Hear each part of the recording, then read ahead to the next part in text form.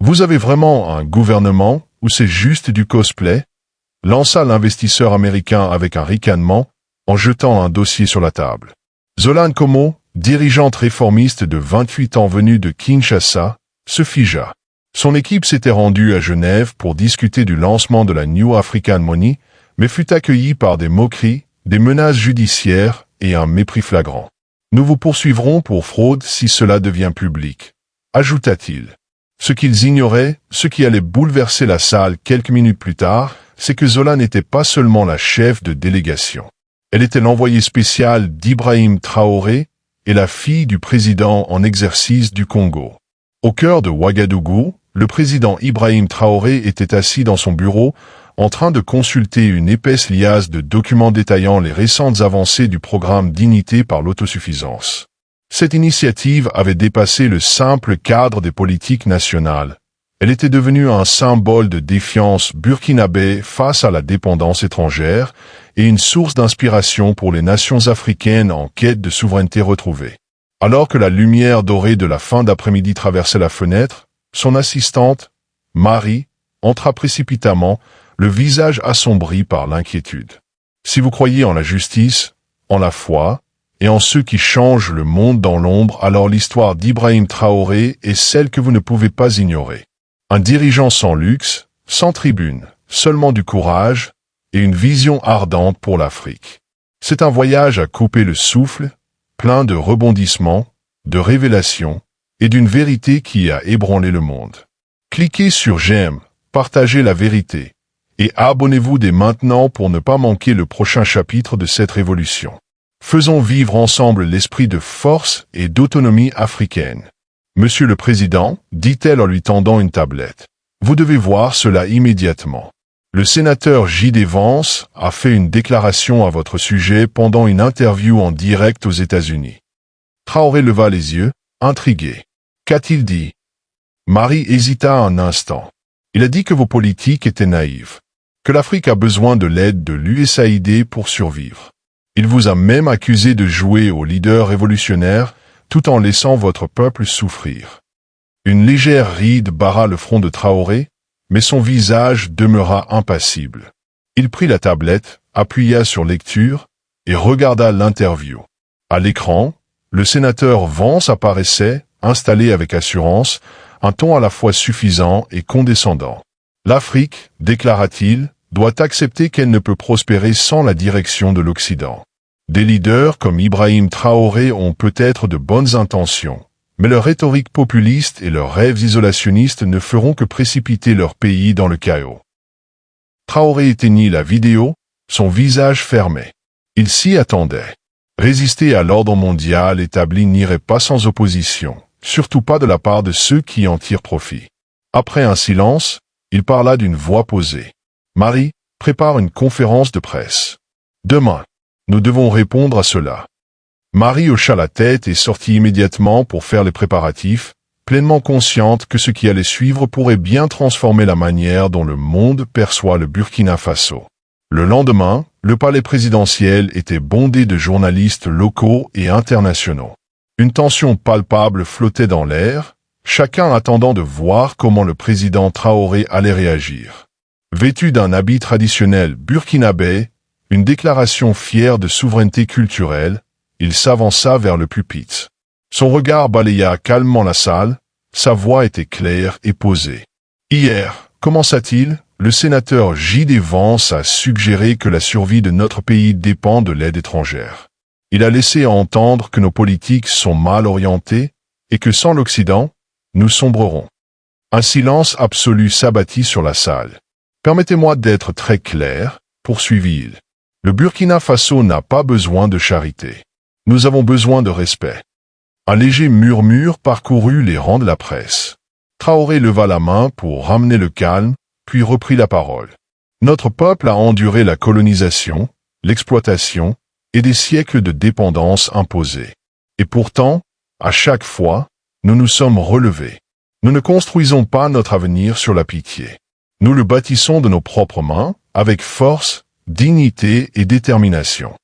Il marqua une pause, puis présenta une nouvelle initiative venant accompagner la réforme foncière en cours.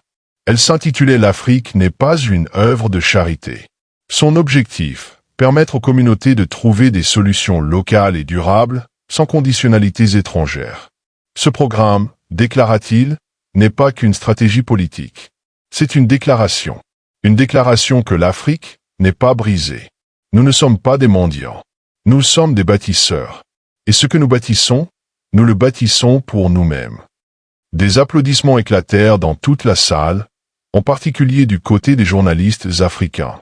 Certains reporters internationaux, cependant, restèrent visiblement sceptiques. Un journaliste français posa une question. « Monsieur le Président, comment comptez-vous mettre en œuvre de telles initiatives sans financement extérieur? N'est-ce pas trop risqué ?» Traoré sur it. « Toute entreprise qui en vaut la peine comporte un risque, répondit-il. Mais le plus grand risque serait d'accepter une aide qui nous maintient à genoux. Nous ne compromettrons jamais notre dignité. Nous misons sur le potentiel de notre peuple, et je sais qu'il ne nous décevra pas. » Sur ces mots, le président Ibrahim Traoré conclut son discours, déclenchant une vague de débats à travers le continent et au-delà. Les réseaux sociaux s'enflammèrent autour des thèmes de la souveraineté africaine et du développement durable. Des hashtags comme hashtag respect pour l'Afrique et hashtag leadership avec dignité devinrent viraux à l'échelle mondiale, annonçant une montée en puissance du soutien public en faveur d'une gouvernance enracinée dans les communautés et d'une transformation fondée sur l'autonomie. Mais alors que le monde en ligne bourdonnait d'activités, le gouvernement de Traoré passait déjà à l'action. Dans les coulisses, ses ministres travaillaient avec urgence et précision. Le ministre de l'Agriculture lançait des consultations avec les anciens des villages pour identifier les régions les plus négligées, tandis que Marie, la conseillère de confiance de Traoré, coordonnait les services essentiels afin de garantir l'accès à l'eau potable et à l'électricité dans les communautés. Ce n'est que le début, déclara le président à son équipe lors d'une réunion stratégique. Mais déjà, le changement prend racine. Et cette transformation n'est pas seulement économique, elle est culturelle, sociale et profondément humaine. Pendant ce temps, à des milliers de kilomètres de là, à Washington D.C., le sénateur J.D. Vance était assis seul dans son bureau, observant avec inquiétude les médias diffuser les effets de l'initiative L'Afrique n'est pas une œuvre de charité. Des images de terres nouvellement irriguées, d'enfants entrant dans des salles de classe rénovées et de jeunes scientifiques africains développant des solutions technologiques locales défilaient sur son écran. Cela ne faisait aucun doute, quelque chose était en train de changer. « Sénateur », interrompit son assistante en entrant précipitamment avec une tablette, les critiques médiatiques s'intensifient. Vos propos sur le président Traoré sont perçus comme arrogants et déconnectés. Qu'est-ce qu'ils disent ? Demanda Vance, tendant déjà la main vers l'appareil. Elle lui donna la tablette. Les titres s'affichaient avec insistance. Traoré prouve que l'Afrique a besoin de respect, pas de secours. Un autre titrait, l'agenda de la dignité du Burkina Faso défie le paternalisme occidental. Il fit défiler les articles avec un malaise croissant, prenant conscience qu'il avait gravement sous-estimé la portée de ses paroles.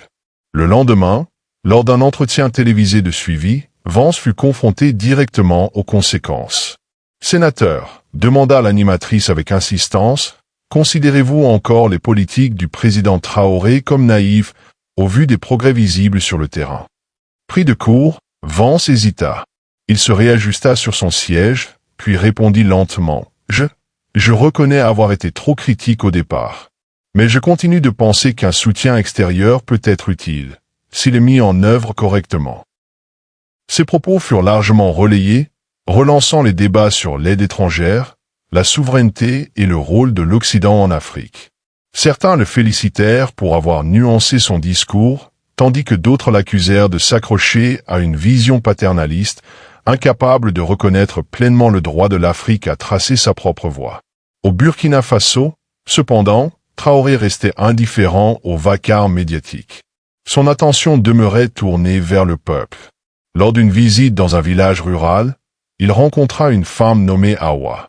Autrefois au bord de la pauvreté, elle avait bénéficié du programme de réforme foncière et enseignait désormais la menuiserie à d'autres femmes de sa communauté. « Il fut un temps où je ne pouvais même pas nourrir mes enfants », confia-t-elle à un journaliste local. « Aujourd'hui, j'aide les autres à bâtir un avenir. Et tout cela, c'est grâce au président Traoré. Cette interview devint elle aussi virale, renforçant l'image croissante d'Ibrahim Traoré, non seulement en tant que chef d'État, mais comme leader d'un véritable mouvement. À travers le continent et au-delà, le message se propageait. L'Afrique n'a pas besoin d'être sauvée. Elle a besoin d'espace, de respect et de la liberté de se diriger elle-même, avec dignité. Alors que le monde débattait à coups de gros titres et de hashtags, sur le terrain au Burkina Faso, l'équipe du président Traoré poursuivait son travail acharné. Le programme L'Afrique n'est pas une œuvre de charité gagnée en ampleur. Le ministre de l'Agriculture conclut des partenariats avec des universités locales afin de former les agriculteurs aux techniques modernes. Pendant ce temps, Marie, désormais l'une des coordinatrices clés du programme, veillait à ce que les familles rurales aient accès à des services essentiels tels que l'eau potable et l'électricité. Ce n'est que le début, déclara Traoré lors d'une réunion stratégique. Mais déjà, nous voyons apparaître des signes de transformation non seulement économiques, mais aussi sociaux, culturels et surtout profondément humains. Un journaliste international, témoin de l'évolution du mouvement, nota dans son carnet. Aujourd'hui, au Burkina Faso, j'ai vu l'avenir d'une Afrique qui valorise son histoire, honore ses héros et construit des ponts de dignité pour tous.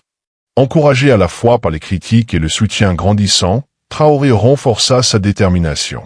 Il ne considérait plus les propos condescendants du sénateur J.D. Vance comme une attaque, mais comme une opportunité, celle de prouver que l'Afrique pouvait prospérer grâce à l'autonomie et à une vision claire, plutôt qu'à travers la dépendance et la pitié. Dans les mois qui suivirent, Traoré visita régulièrement les communautés rurales, suivant de près l'évolution du programme. Lors de l'une de ces visites, Marie, désormais responsable du développement agricole, lui remit un rapport. « Monsieur le Président, dit-elle avec fierté, les résultats ont dépassé toutes les prévisions.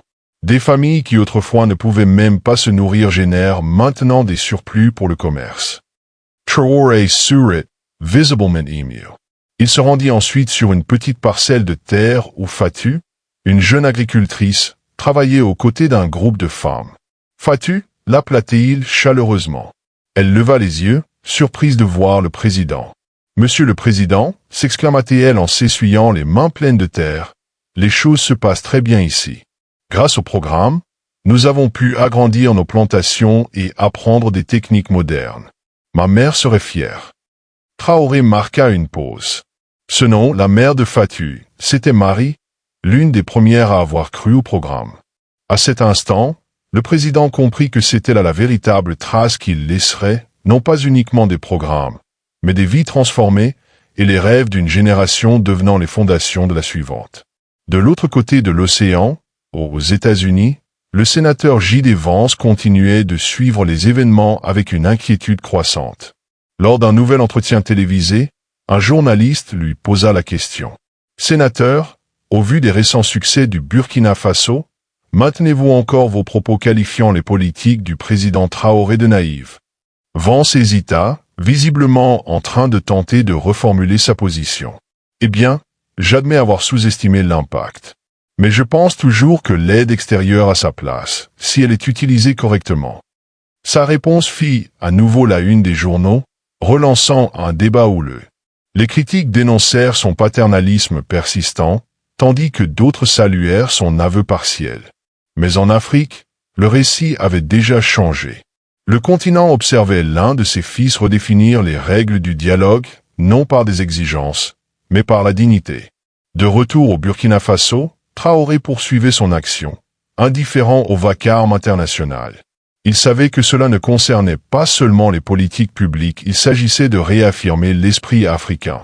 Lors d'une nouvelle visite dans une région rurale, il rencontra une femme nommée Awa, bénéficiaire de la réforme foncière, qui enseignait désormais la menuiserie à des femmes de sa communauté. « J'avais du mal à nourrir mes enfants », confia-t-elle à une équipe de journalistes locaux. « Aujourd'hui, j'aide d'autres femmes à construire un avenir meilleur. Tout cela, c'est grâce au président Traoré. » L'extrait vidéo devint viral. Une fois de plus, les réseaux sociaux furent inondés d'admiration et d'espoir. Les hashtags comme hashtag respect pour l'Afrique et hashtag leadership avec dignité explosèrent. Et à travers tout cela, une vérité s'imposa. Ibrahim Traoré ne se contentait pas de changer un pays. Il réécrivait le récit d'un continent tout entier. Alors que les hashtags respect pour l'Afrique et leadership avec dignité faisaient le tour du monde, le travail sur le terrain ne s'arrêtait jamais. Derrière les éloges et les titres enflammés, l'administration du président Traoré restait concentrée sur sa mission. Le programme L'Afrique n'est pas une œuvre de charité connaissait une croissance rapide. Le ministre de l'Agriculture formait des alliances avec les universités locales pour offrir une formation technique aux agriculteurs, tandis que Marie supervisait les efforts d'infrastructure, s'assurant que même les familles les plus isolées aient accès à l'eau et à l'électricité. Ce n'est que le début, rappela Traoré à son équipe lors d'une réunion nationale de stratégie. Mais les changements que nous observons ne sont pas seulement économiques. Ils sont sociaux, culturels et, surtout, profondément humains. Un journaliste étranger, témoin des efforts en cours, nota dans son carnet. Aujourd'hui, au Burkina Faso, j'ai vu l'avenir d'une Afrique qui honore son histoire, élève ses héros et construit des ponts de dignité pour tous. Dans les mois suivants, le Burkina Faso devint un phare mondial de ce que le leadership souverain pouvait accomplir. L'initiative L'Afrique n'est pas une œuvre de charité et ne se contenta pas de relancer l'économie. Elle reprogramma la conscience nationale. Des agriculteurs qui, autrefois, dépendaient des dons étrangers exportaient désormais leurs propres récoltes. De jeunes scientifiques, jadis ignorés, concevaient des innovations révolutionnaires à partir de ressources locales. À travers tout le pays, une révolution silencieuse prenait racine. Au cœur de Ouagadougou, une cérémonie spéciale fut organisée pour célébrer le succès du programme. Des centaines de personnes se rassemblèrent, des agriculteurs fiers, des écoliers dont la scolarité avait été restaurée grâce à la hausse des revenus familiaux, et des journalistes internationaux ayant suivi l'histoire depuis ses débuts. Ibrahim Traoré monta sur scène, vêtu de l'habit traditionnel burkinabé, le visage illuminé par une fierté tranquille. Aujourd'hui, commença-t-il, la voix chargée d'émotion, nous ne sommes pas ici pour célébrer des statistiques ou des politiques. Nous sommes ici pour rendre hommage au peuple, les véritables bâtisseurs de cette nation. Vous êtes les piliers du Burkina Faso. Le public se leva dans un silence respectueux, suspendu à chacune de ses paroles. Quand on s'est moqué de nous, quand le sénateur J.D. Vance a remis en question notre détermination, poursuivit-il, nous avons compris que nous avions touché un point sensible. Et aujourd'hui, nous avons répondu par la preuve, nous n'avons pas besoin de paternalisme. Ce dont nous avons besoin, c'est de pouvoir. Le pouvoir de façonner notre propre avenir. La foule éclata en applaudissements nourris, vibrant d'enthousiasme. Puis, il tendit le micro à Fatou, la jeune agricultrice qui avait autrefois du mal à nourrir sa famille et qui se tenait désormais là en tant que leader communautaire. « Monsieur le Président, dit-elle, la voix tremblante, vous nous avez rendu quelque chose que nous pensions perdu à jamais, notre dignité. Et bien plus encore, vous nous avez rappelé que nous pouvons continuer à inspirer les générations futures. » Les applaudissements reprirent de plus belle alors que Traoré serra Fatou dans ses bras avec une affection sincère. Ce n'était plus simplement une réussite politique. C'était devenu une transformation spirituelle, un mouvement porté par l'amour, la résilience et une vision partagée. À la fin de la cérémonie, un petit enfant s'approcha timidement du président et lui tendit un cadeau. Un vieux livre, magnifiquement restauré. Il avait appartenu à la défunte mère de Fatou. À l'intérieur de la couverture, une phrase avait été soigneusement manuscrite. La connaissance est le plus grand héritage que l'on puisse transmettre. Traoré sourit en acceptant le présent, profondément ému. Ce n'était pas un simple souvenir, c'était un rappel. Un rappel que le véritable héritage se construit par la compassion, l'émancipation et la foi en son propre peuple. Alors que la foule commençait lentement à se disperser, il s'agenouilla près d'une jeune fille tenant fermement un cahier neuf. Elle faisait partie des premières bénéficiaires du programme. « Comment se passe l'école » demanda-t-il doucement. La fillette leva les yeux, un peu timide au début, puis son visage s'illumina. « J'apprends beaucoup, Monsieur le Président. Et maintenant, je veux enseigner aux autres aussi. » Le regard de Traoré s'adoucit. En cet instant, il vit l'avenir du Burkina Faso confiant, instruit, sans peur. Par-dessus tout, digne. Quand je serai grande, je veux devenir enseignante, dit doucement la fillette, les yeux pleins de détermination. Le président Traoré sourit, touché par la simplicité et la force de ce rêve. En cet instant, il comprit. La véritable mesure du succès ne résidait ni dans les politiques, ni dans les conférences de presse, elle se trouvait d'une Afrique nouvelle, fière, instruite, émancipée. Non loin de là, un journaliste nota discrètement une dernière réflexion dans son carnet. Aujourd'hui, au Burkina Faso, j'ai vu l'avenir d'une Afrique qui valorise son histoire, honore ses héros et construit des ponts de dignité pour tous. L'histoire de Traoré dépassa rapidement la sphère politique. Elle devint un symbole mondial de la manière dont la dignité, l'humilité et la reconnaissance pouvaient transformer non seulement une nation, mais aussi l'état d'esprit d'un continent. Pour beaucoup, ce n'était pas seulement un mouvement politique. C'était la preuve que le vrai leadership consiste à reconnaître la valeur de chaque individu et à diriger avec une vision, non avec le pouvoir.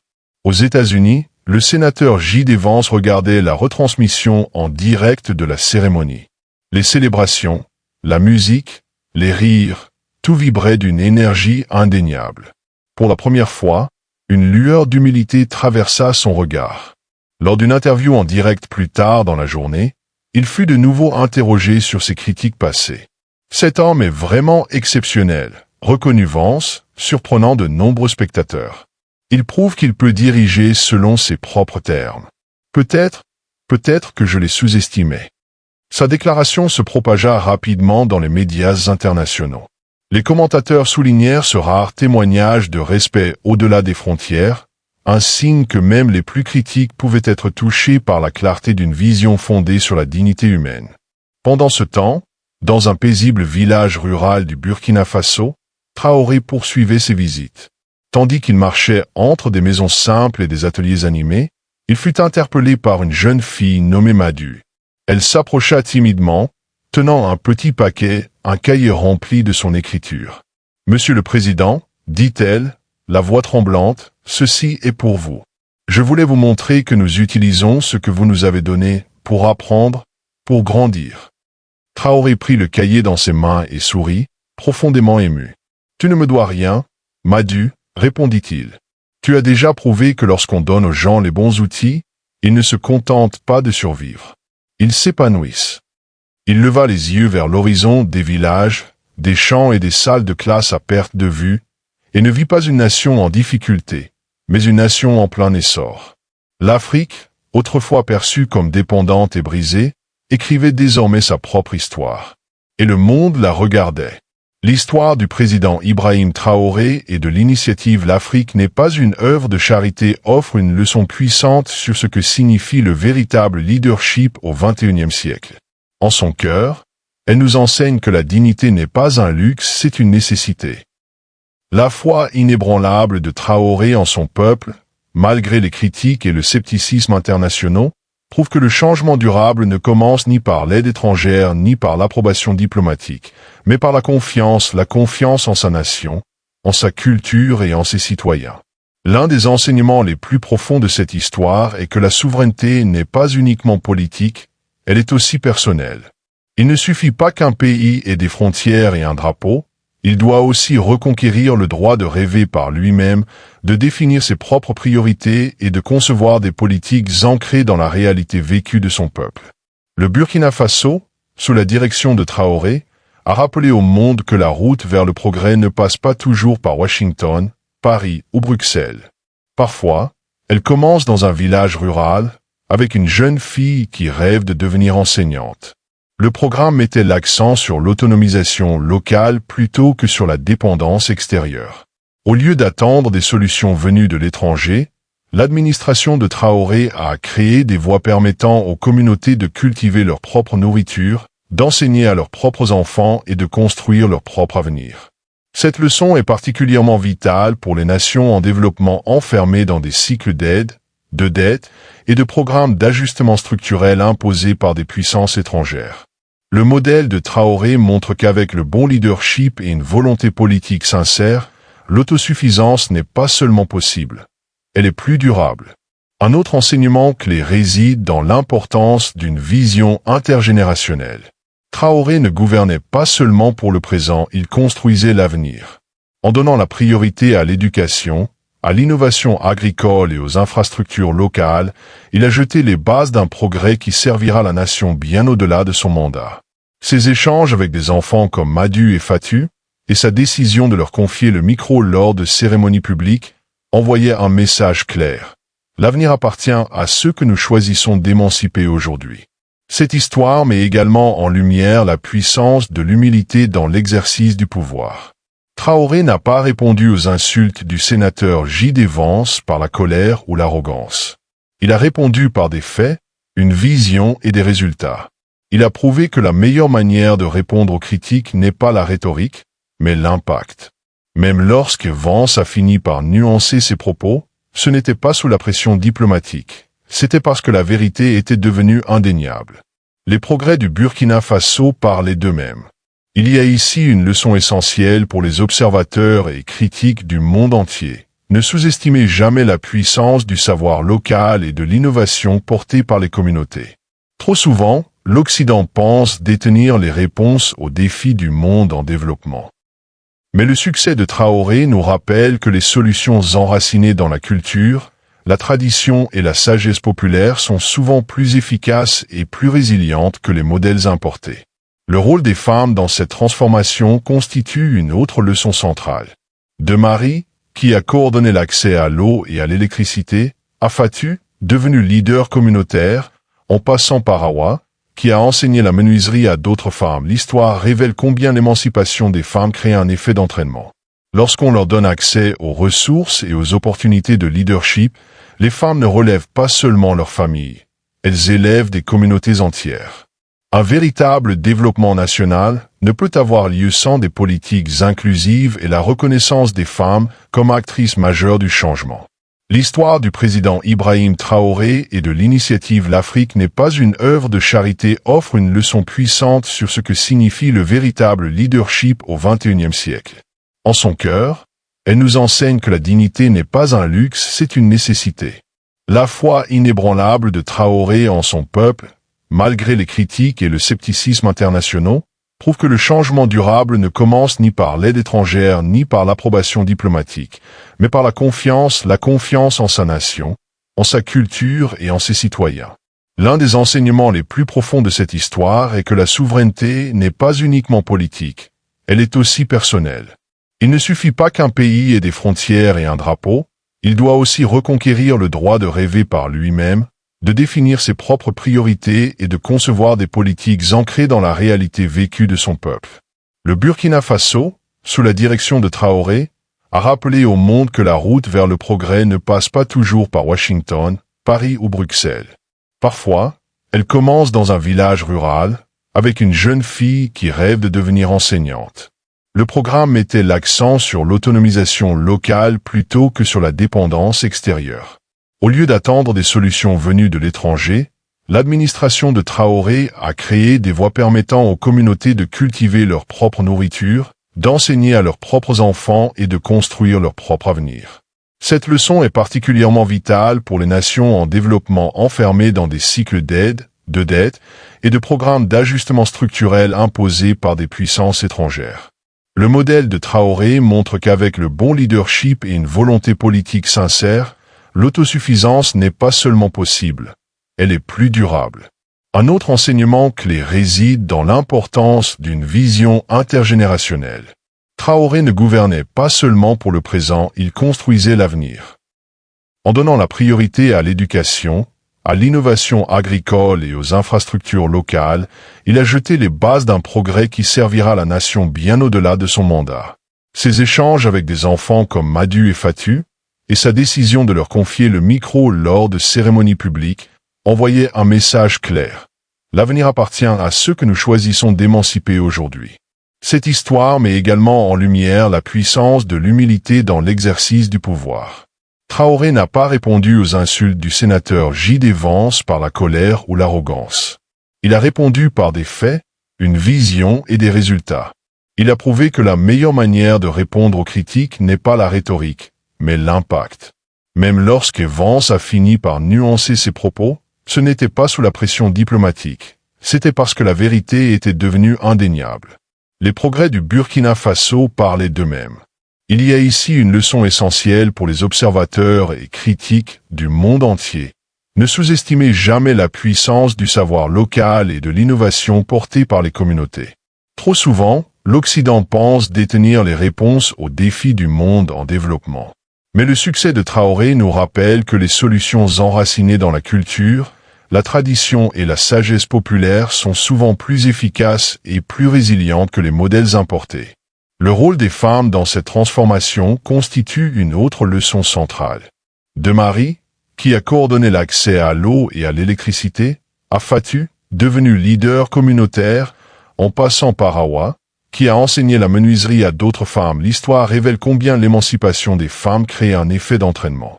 Lorsqu'on leur donne accès aux ressources et aux opportunités de leadership, les femmes ne relèvent pas seulement leur famille, elles élèvent des communautés entières. Un véritable développement national ne peut avoir lieu sans des politiques inclusives et la reconnaissance des femmes comme actrices majeures du changement.